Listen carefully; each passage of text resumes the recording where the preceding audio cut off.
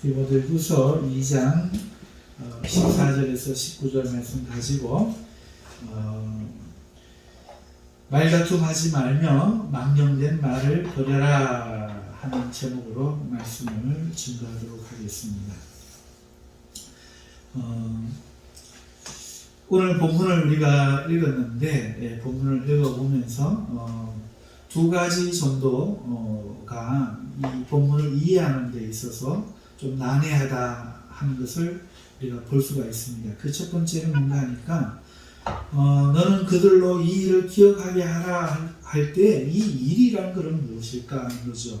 그게 알아야 이 말뜻이 분명히 드러날 터인데 무슨 일을 말하는 거지 싶고, 두 번째는 망령되고 헛된 말을 버리라 해서 망령되고 헛된 말이란 게 뭔가 하는 것이죠. 우리가 생각하는 농담 이런 건가 뭔가, 이 두 가지 의문이 듭니다.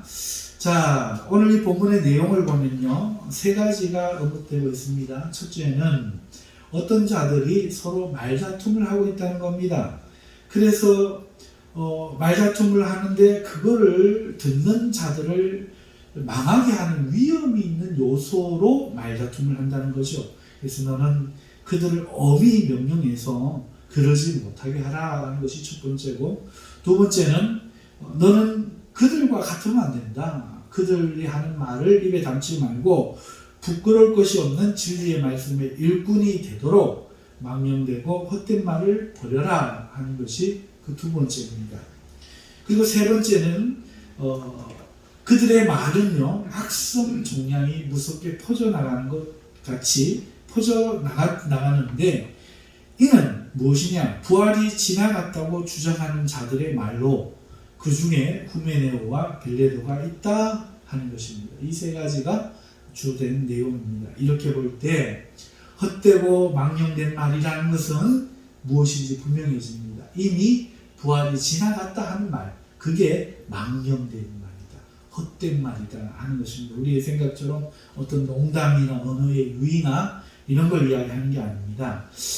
여기서 망령된 말, 헛된 말은 부활이 지나갔다 하는 말임을 알 수가 있고, 또 그렇다면 기억해야 될 이 일이란 무엇인가 하는 것은요, 이제 뒤에 나온 게 아니라 이미 앞서에서 언급한 8절에 있는 내용, 그러니까 죽은 자 가운데서 다시 살아나신 예수 그리스도를 기억하라 하는 말이 이 일입니다. 이 일을 기억하게 하라. 여러분, 후메네오와 빌레도가 하는 말, 주장하는 말, 부활이 지나갔다 하는 말이 망령되기 때문에 그 앞에 8절에 죽은 자 가운데서 다시 살아나신, 다시 말해서 부활하신 예수를 기억하게 하라. 이 말로 지금 연결되고 있음을 우리가 알 수 있죠.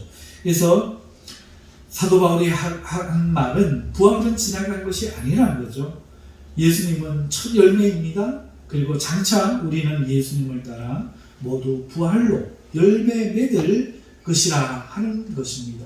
그런데 이것을 망하게 하려고, 믿음을 떨어뜨리려고 하는 이 악한 종양과 같은 말들을 겁없이 교회에서 누군가가 하면서 이로 인하여 듣는 사람들의 믿음을 망하게 하려고 하는 행동을 하고 있고, 교인들은 이걸로 인하여 서로 말다툼하고 있다. 지금 그렇게 이야기하고 있는 겁니다.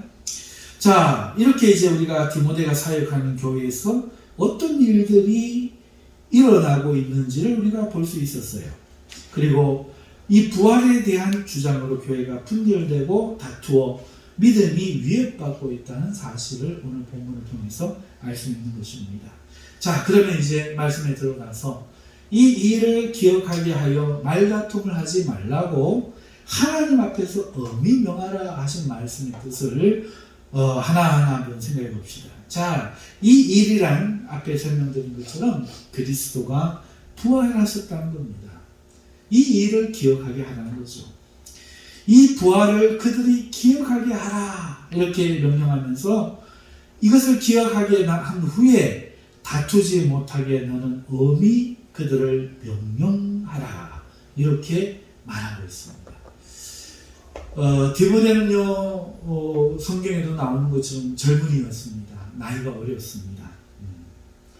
할례를 이제 행할 정도니까 아마 그때 20대일지 모르겠습니다만 아직 이제 청년을 이제 막 벗어나는 그런 시기였을 겁니다. 그리고 디모데는 또 어머니가 히브리 사람입니다. 그래서 히브리 방식에 익숙해져 있어요. 자, 이런 사람이, 젊은 사람이 교회에서 목회자로 섰습니다. 지금으로 치면 이제 목사지요. 그때도 장로, 감독은 목사이기도 하지만 어쨌든 최고의 지도자로 지금 섰습니다. 말씀을 가르치는 자입니다. 자, 히브리의 방식에 따라 어른을 보면 인사를 하는 그 문화 속에서 디모데는 어떻게 했을까? 자기가 나이가 어렸습니다. 그러니까 그는 만나는 어른들을 향하여 먼저 인사를 했을 것입니다. 연장자를 존경했겠지요. 이것은 제가 과하게 해석한 것이 아닐 겁니다. 저도 우리 교회 성도님들을 보면 나이 많으신 분들을 먼저 찾아서 인사를 합니다. 자, 그런데요, 여러분 여기서 한번 생각을 해보시죠. 만약에 이 디모데가 그러했다면, 그래서 어른들을 어른들로 대하고 했다면 그 겸손과 그 겸양의 태도가 목회에 유익할까 하는 것입니다. 유익하겠는가 하는 것입니다. 아니면 좀 더 나이는 어려도 권위 있게 야단치고 노인들을 명령하는 것이 유익할까? 여러분 생각에는 어떻습니까? 여러분 생각에는 어떻습니까? 오늘 제가 여기 연세 계신 분들을 야단을 치고 뭐라고 하면 어떻게 될까요? 여러분 그게 성경적이라고 생각하십니까? 어떻게 생각하십니까? 여러분 지금 다툼이 벌어졌습니다. 그런데 이 벌어진 다툼에 해당되는 사람들이 디모데보다 연장자일 가능성도 있습니다. 그러면 디모데는 어떻게 했을까요? 아이고 권사님 그러시면 안 됩니다. 그러시면 안 됩니다. 이렇게 해서 그 다툼이 그칠까요? 아이고 장로님 그러시면 안 됩니다. 그러시면 안 됩니다 해서 다툼이 그칠까요? 지금 사도 바울은 디모데에게 뭐라고 이야기하고 있습니까? 하나님 앞에서 엄히 명하라. 엄이란 게 뭐죠?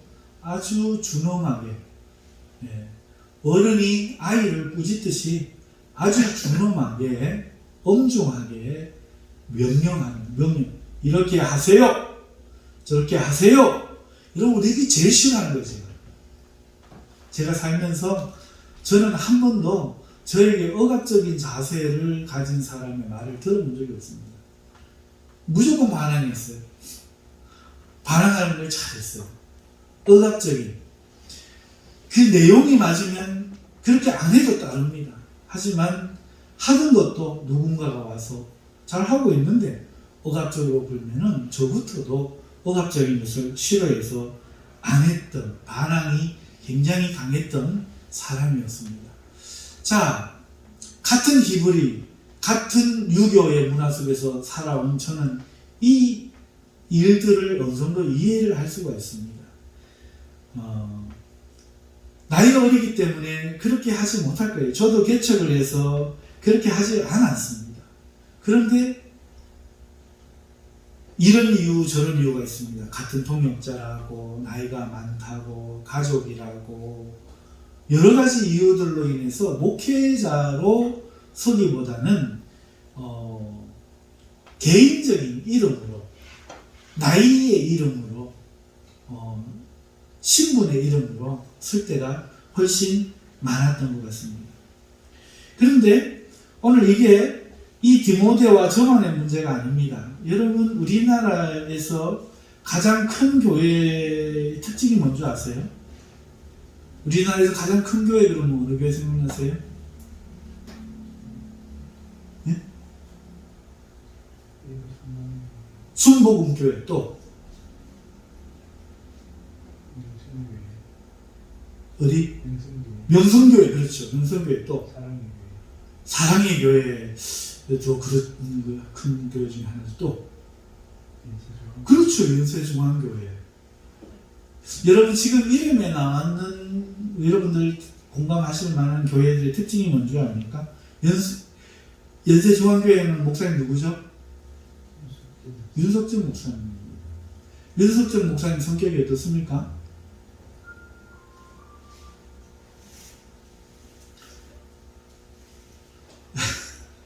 말 안 해도 아시죠? 저도 그분 몇 번 뵀습니다. 몇 번 뵙고 집회도 여러 번 갔습니다. 여러분 그분 대단합니다. 장로님들이 그분 앞에 뭐 무슨 항의를 하거나 이런 걸 보지를 못했어요. 그 말이 곧 법입니다. 그런데 그 연생중앙교회가 쇠락하고 그 하나님의 말씀이 서지 않느냐? 아니에요.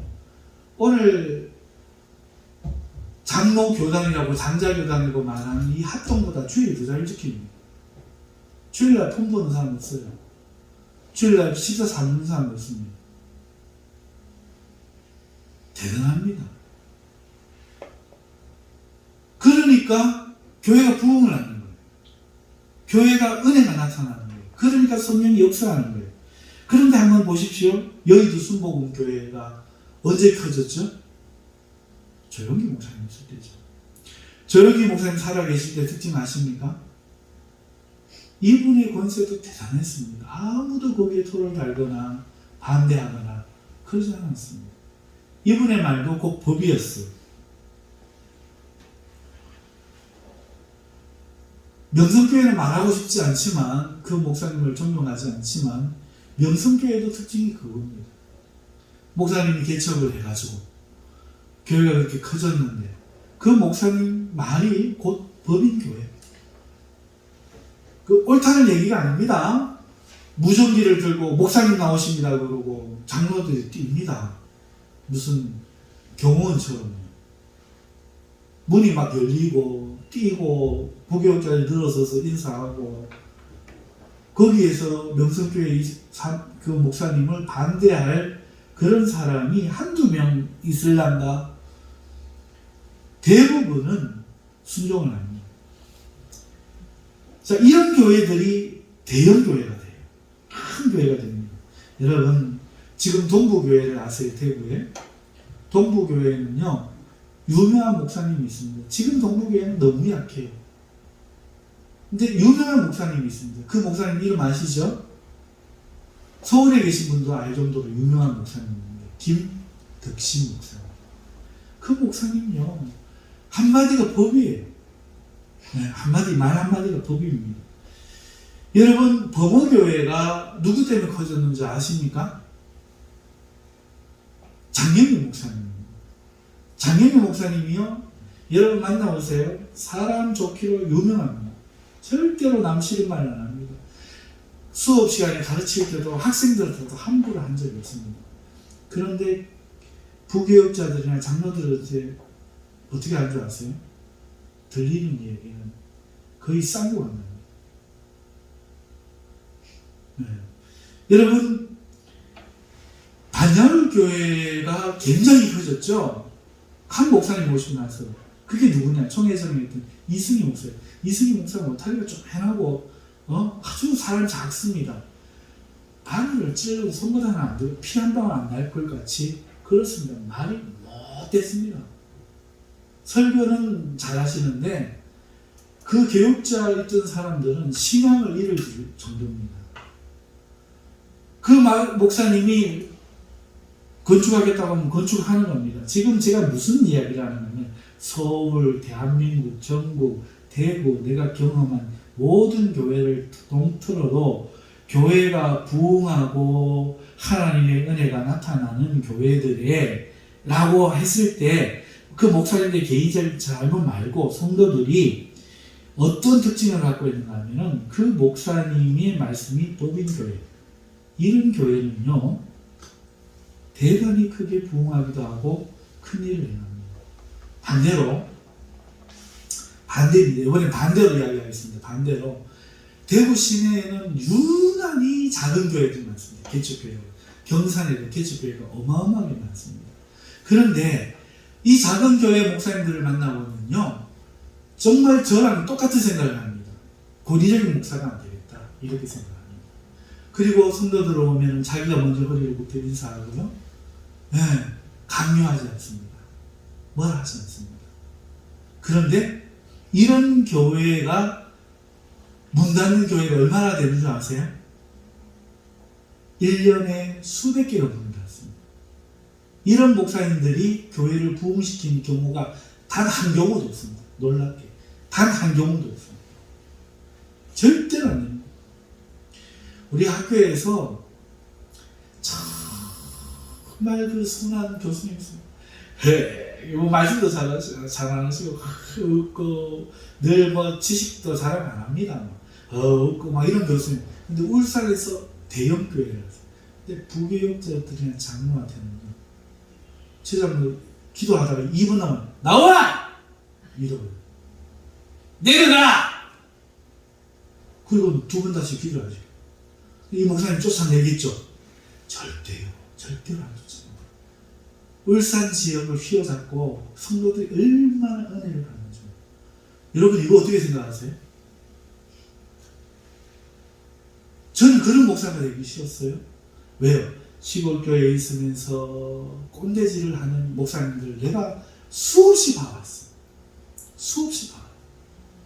말씀도 제대로 못하고 자기 행동도 못 따라가고 뭐 억울하고 성도들 심정도 못 알아주면서 목사네 하는 이런 사람들을 내가 봐왔기 때문에 우리 어머님 목회자여서 너무너무 많이 봐서 나만큼 본 사람도 참 많지는 않을 거예요.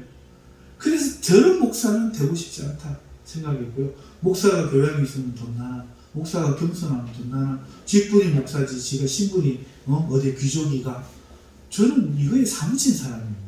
그래서 목사 되면 절대로 안 그러려고 했어요. 그런데 말씀을 연구하면서 뭔가 이상하고 교회를 하면서 뭔가가 이상한 거예요. 안 되는 거예요. 연구하는데 오늘 이 본문을 보면서 이제 너무 명확하게 정리가 되는 거예요. 그게 뭐냐? 한국 교회 역사를 봐도, 예? 내 경험을 봐도 그동안에 주님의 바른 말씀을 전하는 그 목사의 권세가 서지 않는 교회는 부흥하지 않아요. 그 목사가 인간적으로 서서 인간적인 신분으로 나이로 대하는 그런 교회는 교회가요 성장하지 않아요. 은혜로 자라나가지 않아요. 이것이 특징이다. 이거는 부산에 계신 목사님 이야기만 듣더라도 어제도 와서 놀다 가셨는데 똑같아요. 여러분 우리 교회 사동했을 때 십자가 해주신 분이 누군지 아세요?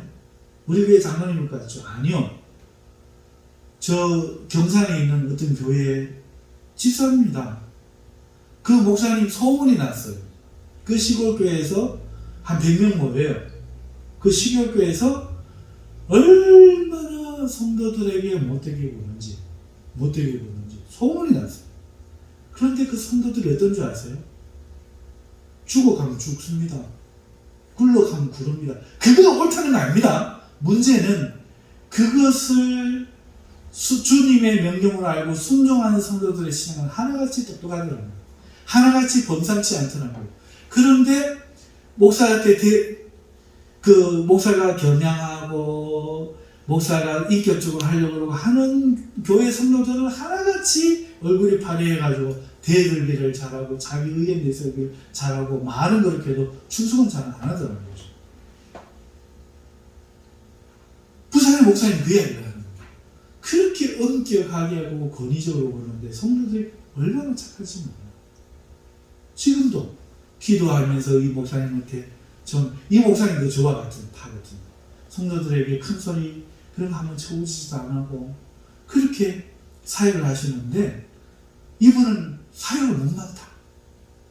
가기만 하면 쫓겨나. 벌써 몇 번 쫓겨났어요. 그래서 제가 어제 갈 때 목사님에게 충고를 했습니다. 뭐라고 충고? 목사님, 제가 요즘 들어왔어요. 제 노선을 다 바꿨어요. 굴하지 않고 야단치기를 했습니다. 그랬더니 변하는 게 있어요.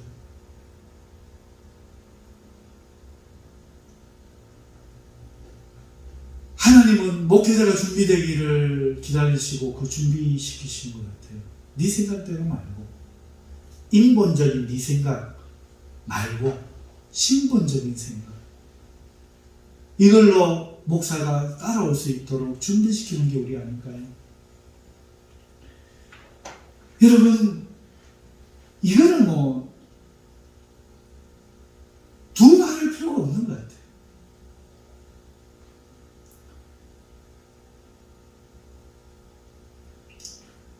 성도가 마음대로 말할 수 있는 교회는 가족 같다 한 말은 하는데 절대로 부흥도 안 일어나고 신앙도 발전도 기대하기가 힘든 교회가 많고, 대부분의 교회가 개척교회로 그렇게 끝나더라고요. 부드러운 말로, 그런 태도로는 그들의 말다툼을 디모데는 멈추게 할 수 없습니다. 사람의 나이로, 히브리의 문화 방식으로, 연장자에 대한 존경의 태도로 너는 하나님의 일을 할 수가 없었을 거예요. 그러나 디모데는 그렇게 했을 겁니다. 오늘 바울은 그 디모데에게 뭐라고 이야기했느냐? 하나님 앞에서 명령하라는 거예요. 명령은 어떻게 하죠? 그렇게 안 해주시면 감사하겠습니다, 이렇게 하는 건가요? 하지마! 하는 겁니다.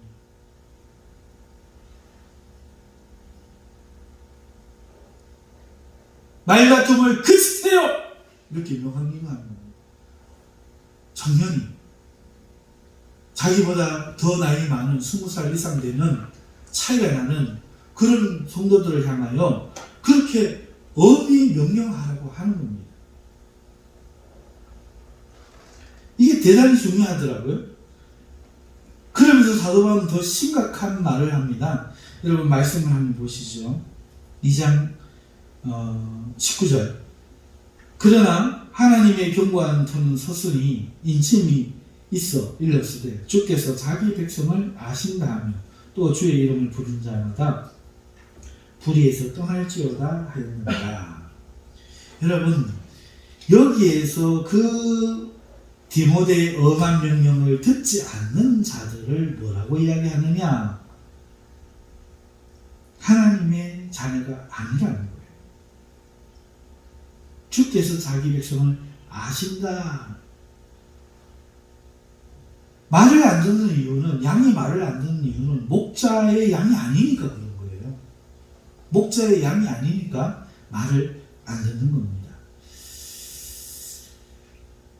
여기서 불이라는 것은 주께서 세운 그 통치의 권세에 순종하지 않는 것이지요.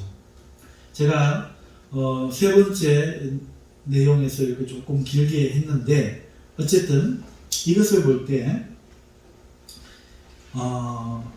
첫째로 목회자는 성도와 말다툼을 하지 말아야 된다는 거예요.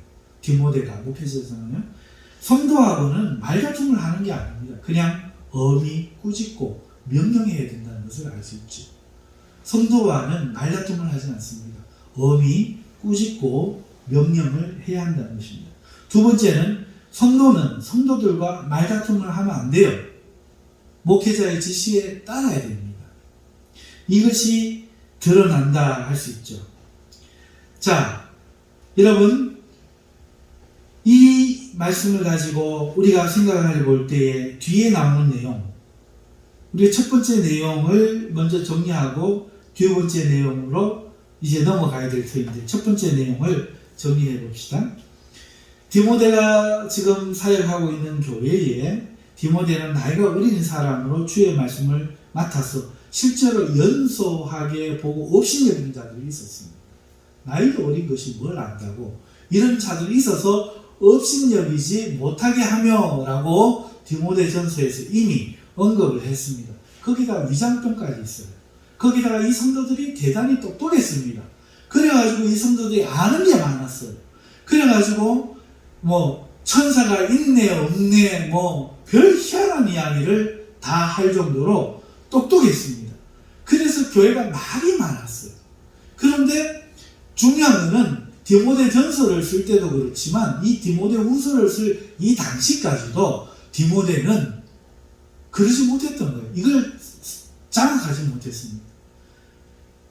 디모데전서에 바울은 뭐라고 이야기를 했느냐 하면 이렇게 이야기했습니다. 나이 많은 형제들이 어떻게 하라? 아랫사람에게 하듯 하지 말고 내 어머니에게 하듯 내 아버지에게 하듯 하라. 이렇게 권면을 했거든요. 권면을 했는데 그것까지는 좋아. 나도 찬성을 하는데 그랬더니 무슨 일이 벌어졌느냐.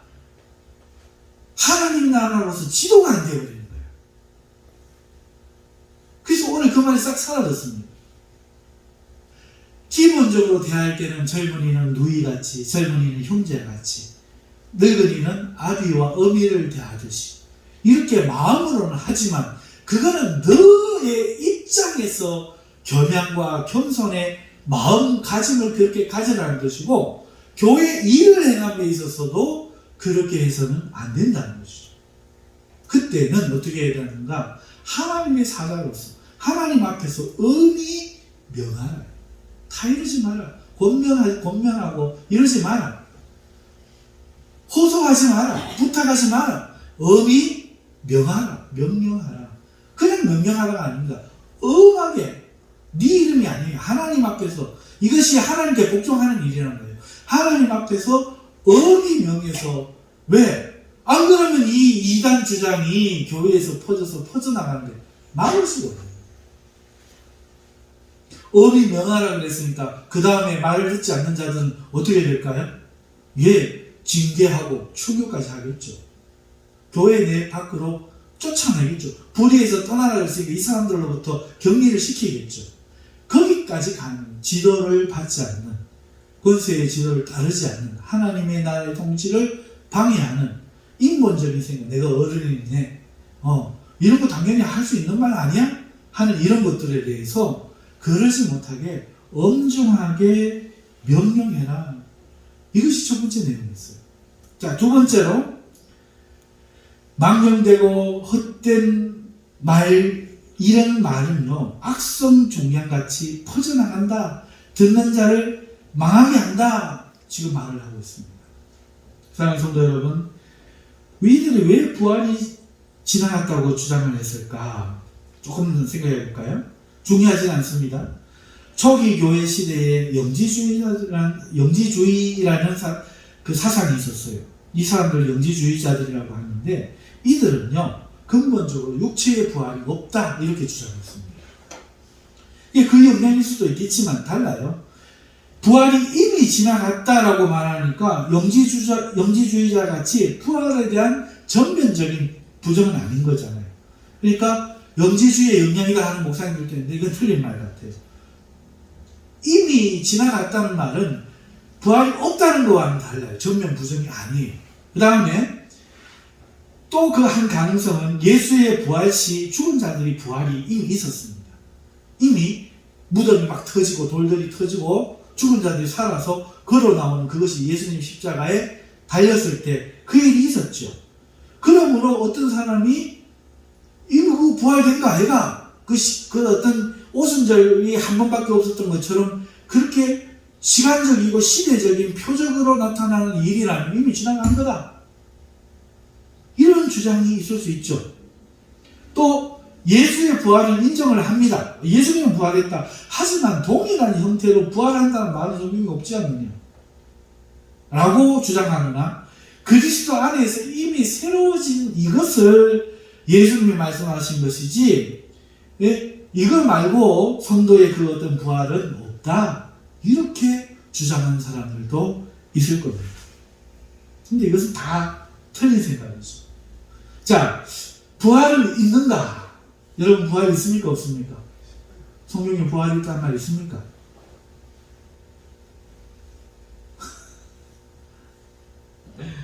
어려워요, 여러분.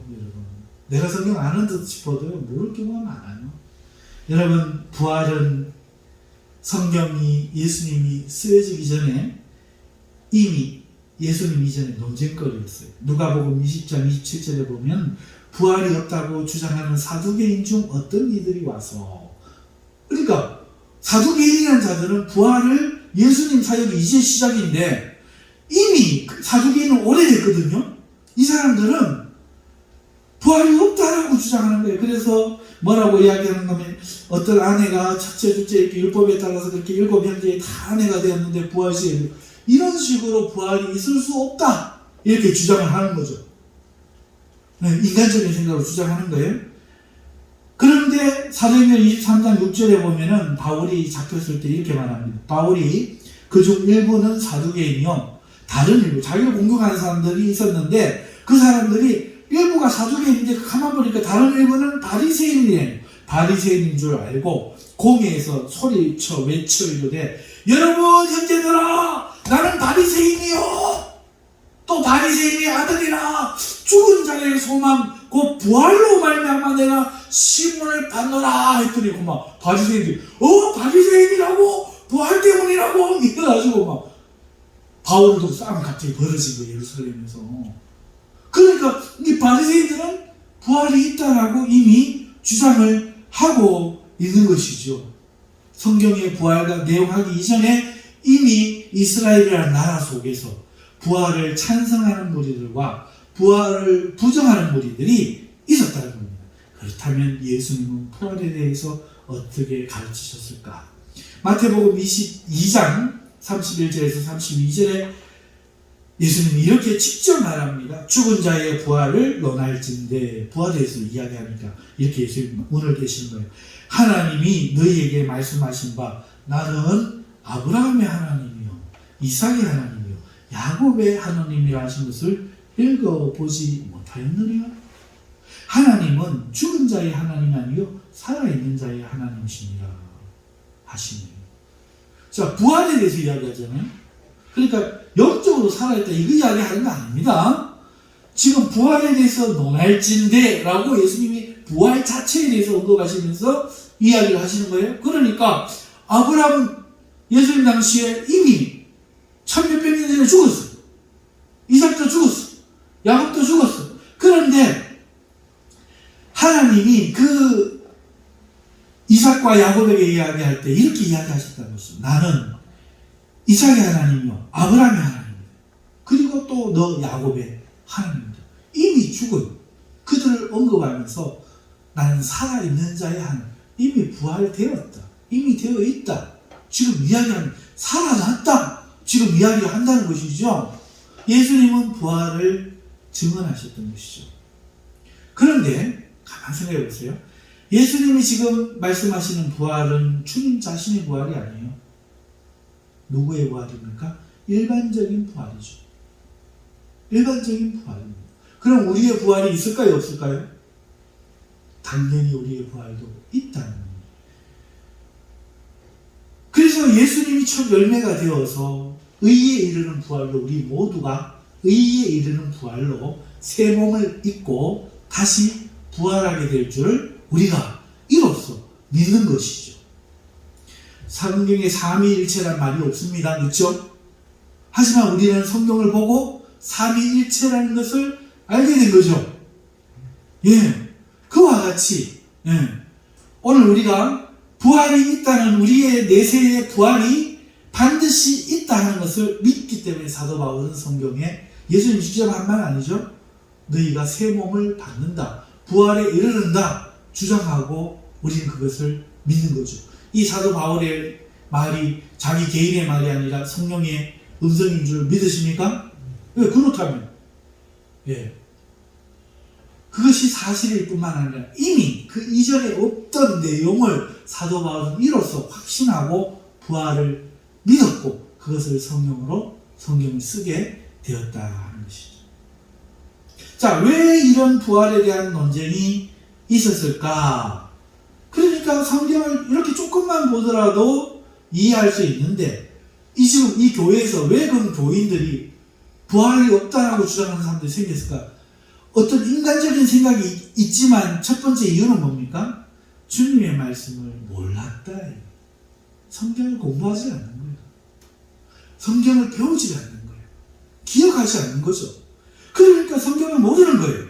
말씀을 공부하지 않고 그래서 알지 않은 상태에서 부활에 대해서 인간적으로 궁리하는 거죠.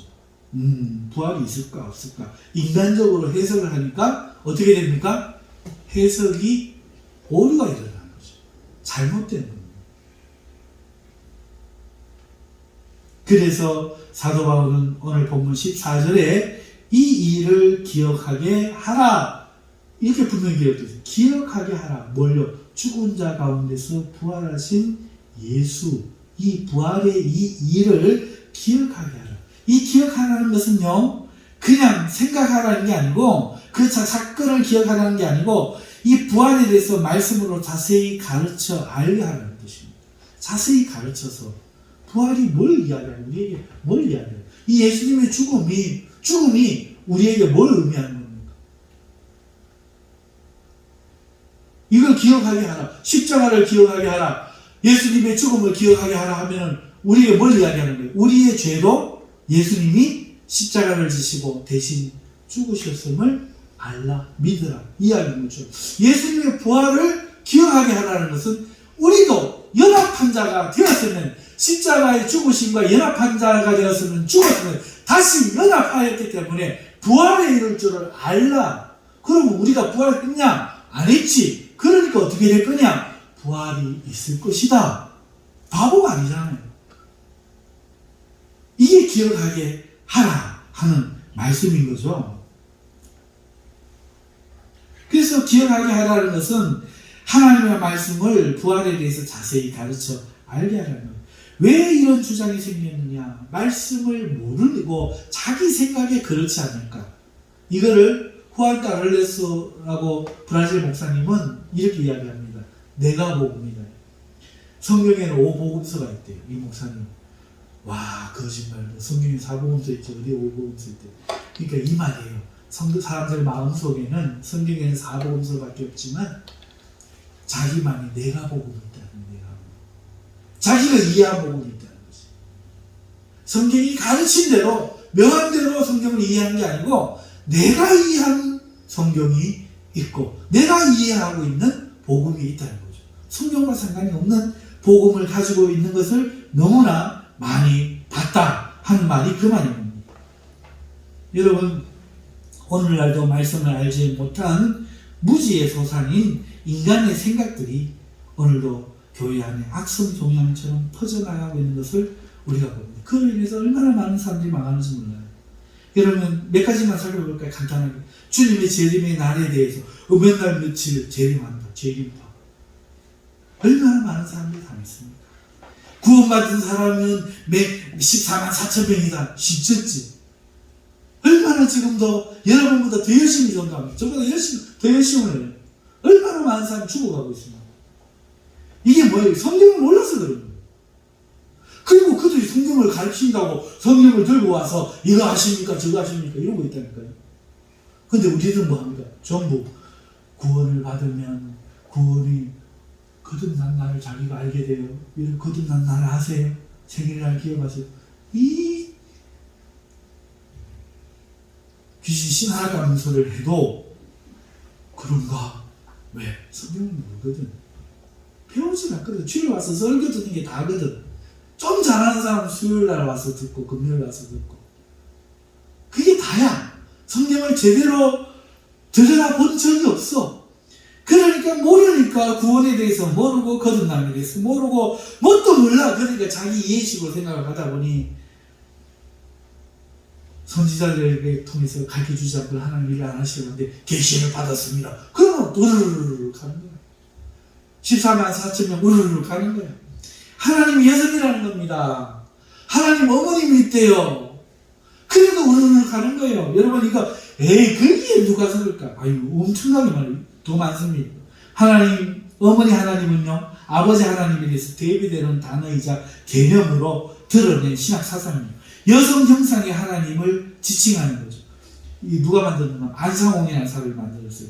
여러분 이 이름 때문에 아실지 싶어요. 하나님의 교회 세계 복음 선교협회 우리 전산지 바로 위에 있는 고기가 교단입니다. 얼마나 큰지 몰라요. 얼마나 지금 많이 퍼져나가는지 몰라요. 하나님의 교회 세계 복음 선교협회 옛날에 저 겁을 버젓이 해갖고 신학교 가는 길에 딱 있던 그 지금은 사라졌나요? 따르면 여러분 기존의 기독교에서 하나님은 남성의 형상으로만 존재하며 이를 아버지라고 호칭하지만 아버지가 존재하는 이 존재 조건은 아버지라 부르는 자녀들이 있어야 되고 자녀를 낳아주는 어머니도 같이 존재해야 된다. 인간의 생각으로 하늘을 판단하는 성경을 뭣도 모르니까 아버지가 있고 아들이 있으면 당연히 어머니 있어야 되는 거 아니에요? 이렇게 되는 거예요. 사람들에게 막 들어가는 거예요. 멋지. 그리고 아버지에게 상처받은 사람들. 아버지 하나님이니까 때리는 아버지 술 먹고 와서 부수는 아버지만 생각나가지고 어머니는 어감이 너무 좋은 거야. 감성적인 기독교인들. 어머니, 하나님 어머니, 사랑하는 어머니, 품에 안아주신 어머니 너무 좋은 거야. 진리에 떠나서 감성에 들어가는 거죠. 따라서 이에 근거해서 하나님이 남성 형상의 하나님과 대비되는 여성 형상의 하나님이 존재한다는 거예요. 남성 형상의 하나님을 아버지 하나님이라 호칭한다면 이 여성 하나님의 하나님을 어머니 하나님으로 호칭해야 되지 않겠느냐고 주장하는, 이게 있으면 이것도 있다고 생각해야지 이렇게 인간적으로 추론하는 겁니다. 따라서 장기일자를 안상홍의 마누라입니다. 어머니 하나님으로 다 해놓고 안상홍의 아버지 하나님, 장기일자를 어머니 하나님 다 따라갑니다. 사랑하는 성도 여러분, 이외에도 많아요.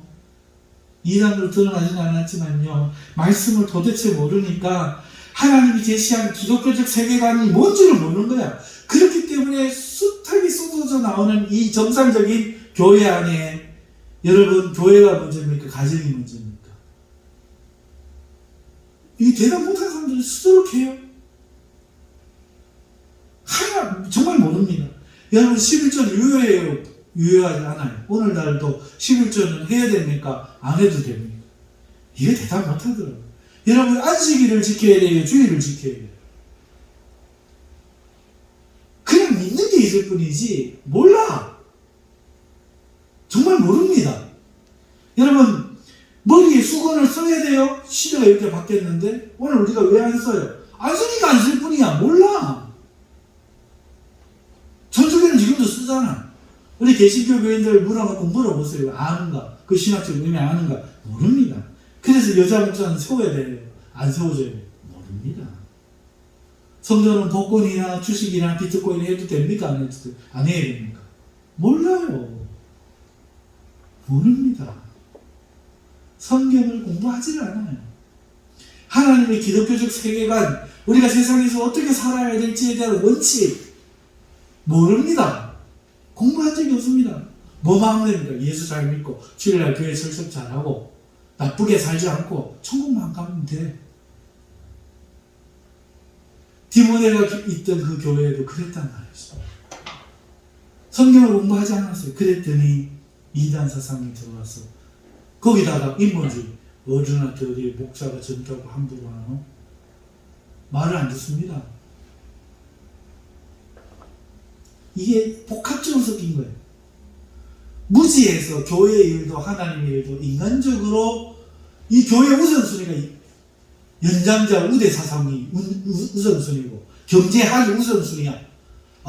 수입이 이렇고 지출이 저렇게 하니까 우리는 예산을 세울 때 이렇게 세워야 되고, 하나님의 은혜와 능력을 믿는 성도는 없고,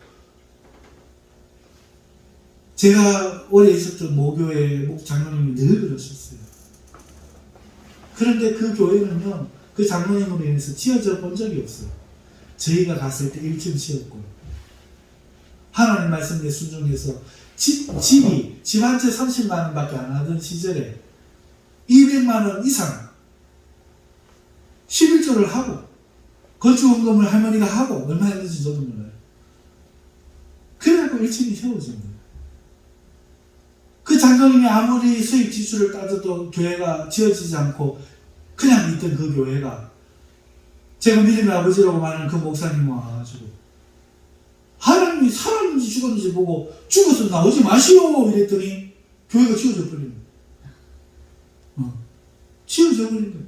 하나님의 일은 지식과 논리와 그런 걸 하는 게 아니고 하나님의 능력을 하는 거예요. 믿음을 하는 거예요. 그 믿음은 그냥 내가 믿습니다 하는 게 아니고 말씀에 의한 믿음이에요. 그래서 그 목사님이 그냥 지어질 줄 믿습니다, 믿음으로 갑니다 이게 아니고 기도원처럼 사인을 구한 거죠. 하나님 성전 언제 지을 거예요? 기도한 거예요. 그리고 그 사인 왔어. 그러니까 믿고 선포한 거예요. 그럴 때 그 일이 일어나더라고요. 여러분, 성경을 몰라서 인간적으로 생각하는 이런 주장이 믿음을 망하게 합니다. 믿음 교회를 망쳐요. 그럼 어떻게 해야 합니까? 목회자는요, 성경을 통해 모든 듣는 자에게 바른 지식을 바르게 가르쳐야 돼요. 교회는요, 사교하는 곳이 아닙니다. 착각하면 안 돼요. 교회는 사교, 아이고, 장로님 오셨습니까? 아이고, 식사 한번 합시다. 사교하는 거 아닙니다. 교회는요, 말 그대로 우리 단에서도 드러나듯이 하나님의 말씀을 가르치는 모임이에요. 이게 첫 번째예요. 바른 지식이 뭡니까? 바른 말씀, 하나님의 말씀을 바르게 가르치는 거예요. 이 일은요, 주님이 내 양을 치라, 내 양을 먹이라 하신 절대적인 권위에 의지하는 거예요. 내 양을 먹이고 치는 일이 하나님의 그 양을 영적으로 가르치고 그 영적으로 지키는 그 일에 대해서 주님이 하신 명령인 거예요.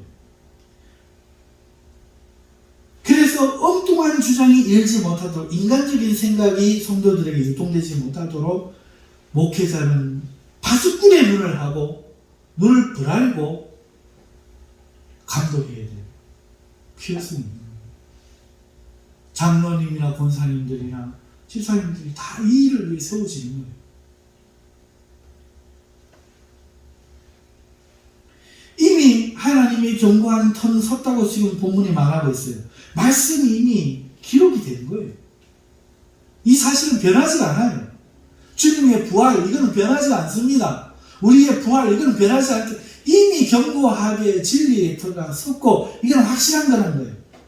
이거를 듣지 않고 부활이 이미 지나갔다고 말하는 자들은 주의 백성이 아니라는 겁니다. 인간적으로 생각으로 말하는 그 사람들은 주의 백성이 아니라는 거예요. 하지만 주님의 백성은 듣는다는 거예요. 그래서 불의에서 떠날지어다 라고 말하면서 이 불의한 자들을 내치라는 거예요. 교회 밖으로 내치라는 거예요. 아이고 뭘 몰라서 그렇겠지. 아니요. 명령을 듣지 않는 자들은 내쳐야 됩니다. 여러분, 이스라엘 백성이 아이성에서 왜 패했습니까? 아간 한 사람의 범죄 때문에. 아간 한 사람만 벌하면 되지. 왜 이스라엘 백성 전체가 망합니까? 그게 하나님의 법칙이에요. 그게 하나님의 법칙입니다. 여러분, 이 예배를 드리잖아요. 예배를 드리는데 여러분 아실지 모르겠지만 설교가 힘들 때가 있어요. 목사님이. 설교가 더 빨리 끝나야 되는데 끝나지 않고 힘들어지고 기할 때 한 사람이 반대 생각을 하고 있으면 거치는 돌이 돼서 안 되더라고요. 이 희한해. 그래서 이게 너무너무 중요해요. 그냥 두면 안 돼.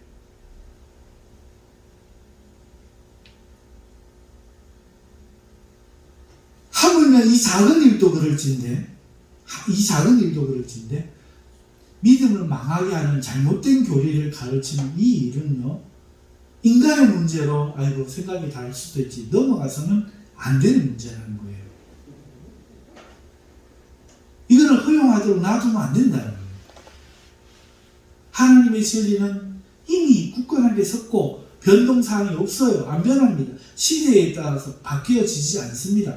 그렇기 때문에 엄히 경계하고 명령해서 안 되면 그 불의한 자들로부터 떠나야 합니다. 그리고 모든 성도는 하나님을 믿고 올바르게 전하는 말씀에 순종하고 배움에 자라가야 하는 것입니다. 말씀을 맺습니다. 정리할게요. 여러분, 성경을 모르면 망합니다. 하나님 말씀을 모르면 망해요. 성경에 보면요, 하나님 말씀을 몰라서 망한 사람들이 많습니다. 그 사람들이 택함을 받지 못한 백성이냐? 아니에요.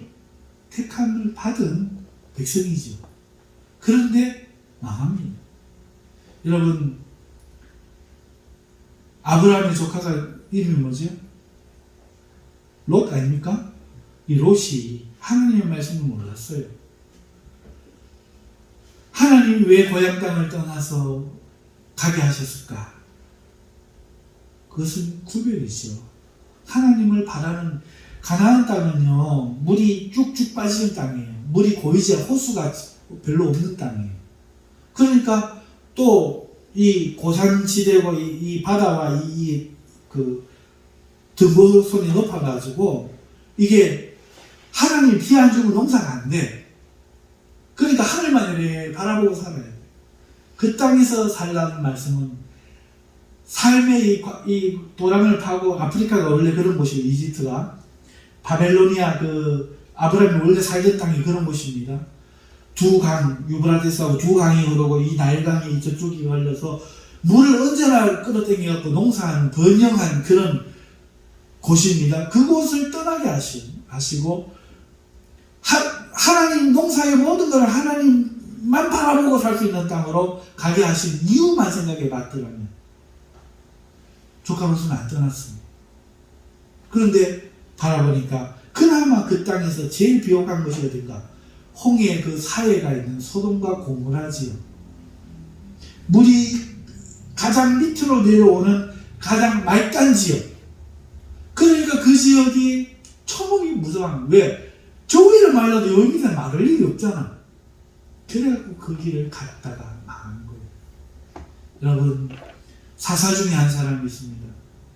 하나님의 뜻이 무엇인지 알면은 그런 약속을 하지 않았을 텐데, 기쁨에 기어갖고 승리에 기어갖고 우리 집에서 가장 먼저 마중 나온 사람을 이기게 하시면 내가 바치겠나이다 하고 했는데 승리하고 가을 딸이 제일 먼저 튀나오고 그래갖고 죽이잖아요.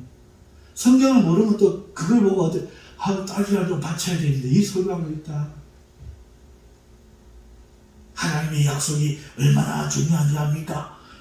딸이라도 바쳐야 하는 것입니다. 또 그 성도도 또 이러고 있다. 착하긴 착해요.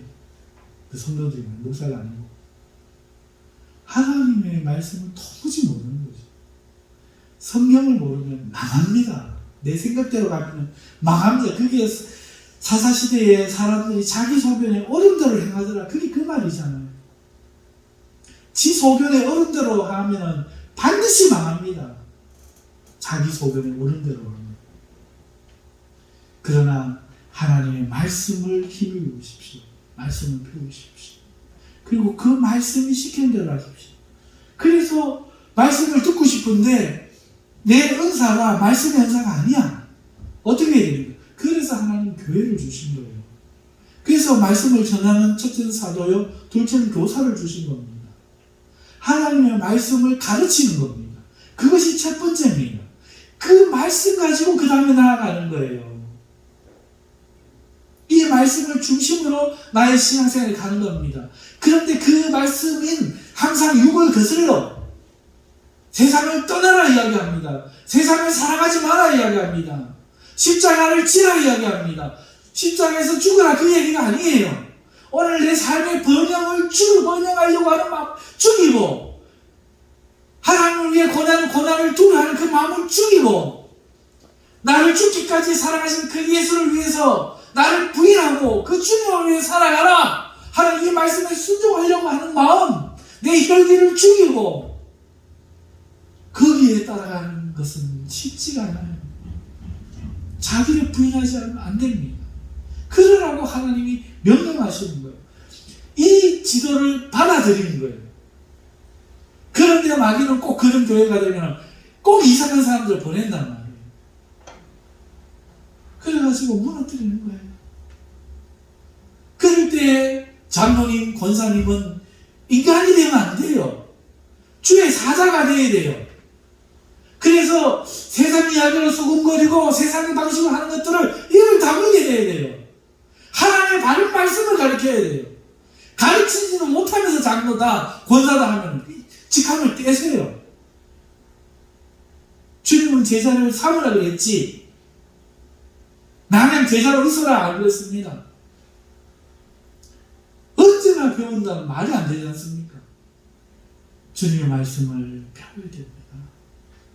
그리고 그걸 가르쳐야 됩니다. 말씀대로 성도들이 살게 해야 됩니다.